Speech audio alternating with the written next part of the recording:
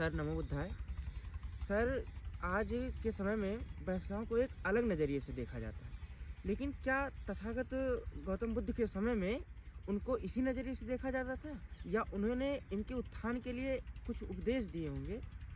क्या सर आप बताएंगे उसको? देखिए, तथागत गौतम बुद्ध के समय में वेश्यावृत्ति थी।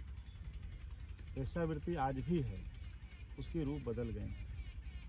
क्योंकि ये जो समाज रहा है, ये समाज कभी मातृत्व प्रधान रहा होगा, लेकिन जब से पुरुषवादी संस्कृति इसमें हावी हो गई, तब से इसने महिलाओं का शोषण करना शुरू कर दिया।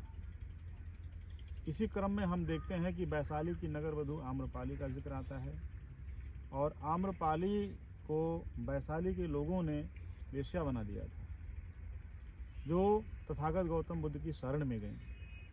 लेकिन आज मैं जिस वेश्या के बारे में, क्योंकि देखिए वेश्या कहते हुए मुझे अच्छा नहीं लग रहा है, क्योंकि बहुत गलत माने में इस्तेमाल किया जाने वाला शब्द है, लेकिन आप सोचिए, जिस शब्द का उच्चारण करते हुए अच्छा नहीं लग रहा है, जिन शब्दों के उच्चारण करने से हमारी आपकी जीभ कांप जाती है, लोक लाज से हम लोग दब जाते हैं, हम अपने हम उम्र में उन तमाम बातों को तो कर लेते हैं, लेकिन अपनों से बड़ों से या अपनों से छोटों से उस बारे में बात नहीं कर पाते हैं। तो बच्चों, आप देखेंगे जो है तथागत गौतम बुद्ध ने जब वेश्याओं की ज़िंदगी को देखा तो उन्हें बड़ा कष्ट हुआ, क्योंकि जो राजकुमार हो और जन कल्याण के लिए अपना सब कुछ त्याग दिया हो, तो वो समाज में जहाँ गरीबों, मजलूमों, किसानों, राजाओं के उत्थान के लिए कार्य कर रहे थे, सबको ह्यूमन बीइंग बनाने की बात कर रहे थे, तो उनकी नज़र से जो है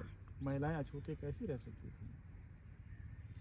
तो इसीलिए जो है तथागत गौतम बुद्ध ने जो है महिलाओं के उत्थान के क्रम में जो है वेश्याओं का उत्थान करना शुरू कर दिया। वेश्याओं की स्थिति को तथागत गौतम बुद्ध ने जब देखा तो उन्हें बड़ा कष्ट हुआ। भगवान बुद्ध के समय में काशी की एक वेश्या थी, जिनका नाम था अड्डकाशी। अब अड्डकाशी उनका नाम क्यों पड़ा और तथागत बुद्ध की शरण में वो कैसे गईं, आज मैं इस पर थोड़ा चर्चा करूंगा। काशी का मतलब होता 1000 और अड्ड का मतलब होता आधा। तो उस समय में वो बहुत खूबसूरत थी और उनकी डिमांड बहुत ज़्यादा थी, क्योंकि इस समाज ने उनको जिस तरह की ज़िंदगी जीने पे मजबूर किया था, वो नाकाबिले बर्दाश्त है एक तरीके से जो है। लेकिन उनके साथ एक वक्त गुजारने के लिए वहाँ के लोगों को या कहीं के लोगों को जो है 1000 रुपया पर दिन पे करना पड़ता था। काशी राजा का जो रेवेन्यू था एक दिन का, उनके साथ रुकने का, वह एक दिन का चार्ज था। लेकिन साथियों, वो बहुत भिक्षुणी कैसे बनी, जब वो कोठे की ज़िंदगी से परेशान हो गईं, तंग आ गईं, तब उन्होंने कहा कि मैं तथागत बुद्ध की शरण में चली जाऊंगी, और इसीलिए उन्होंने भिक्षुणी बनने का निश्चय लिया। लेकिन देखा कि तमाम लोगों ने विरोध कर दिया। तमाम लोगों के विरोध करने के बाद वो हताश हो गए, निराश हो गए कि अब मैं क्या करूं, अब मुझे फिर से वही काम करना पड़ेगा जिस काम को मैं करते आ रही हूं, जो ज़िंदगी मेरी अस्मिता के खिलाफ है।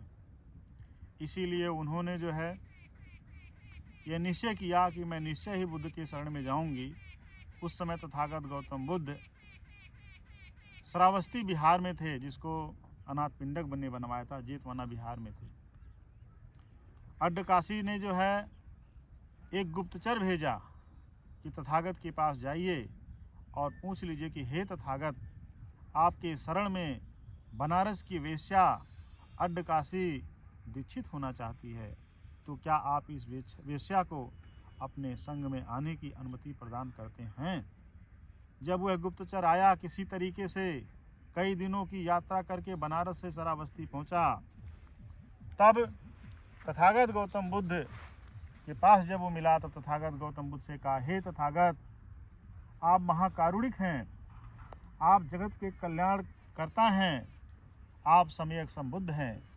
आपकी शरण में काशी की एक वेश्या जिसका नाम अड्डकासी है वो आना चाहती है, क्या आप उनको अपने धम्म में दीक्षित करेंगे? तथागत गौतम बुद्ध ने कहा, बेटा, हमारा संघ सबके लिए खुला हुआ है, हमारी शरण में हर कोई आ सकता है।